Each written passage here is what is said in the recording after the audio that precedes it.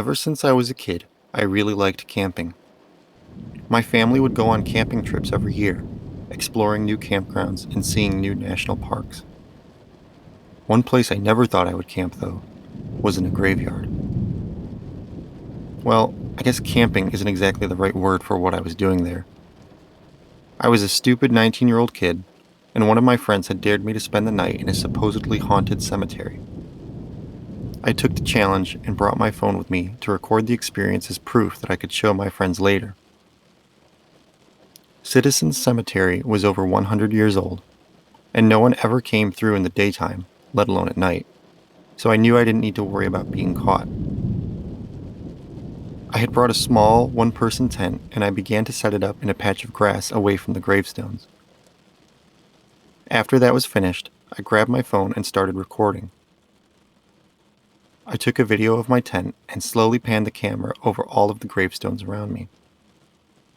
It was really creepy, and I knew that my friend who had dared me to do this was going to be shocked that I actually went through with it.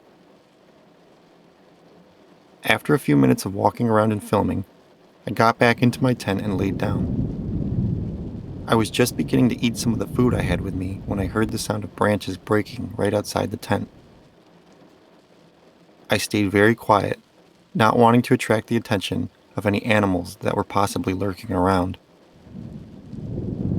After a minute, the sound stopped, and I went back to eating. After that, I began to watch some of the video I had shot. It was enough to convince Steve, at least, the guy who had dared me to do this.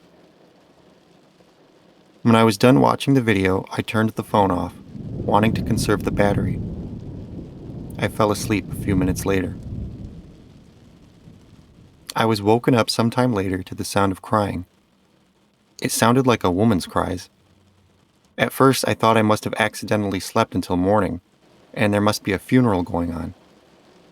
I shot up and got out of the tent, not thinking to grab my phone. When I got outside, it was still dark, and there was a thick fog surrounding everything. I breathed a sigh of relief. At least I wasn't interrupting a funeral. But where was the crying coming from?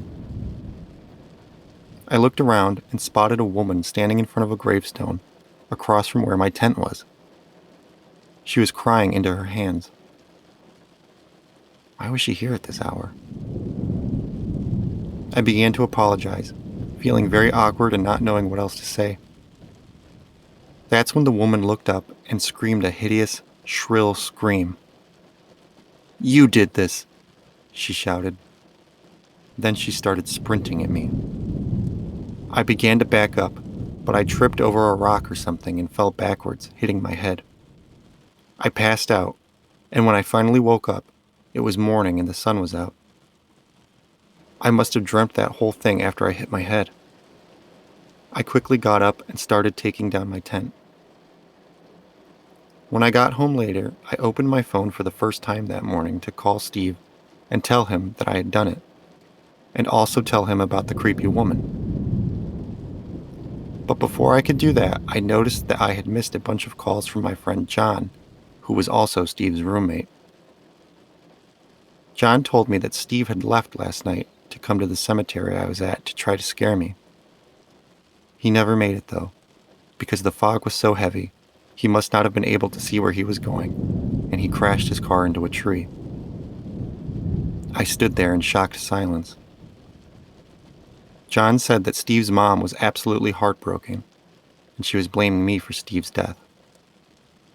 I turned and walked towards the gravestone that I had seen the woman crying at.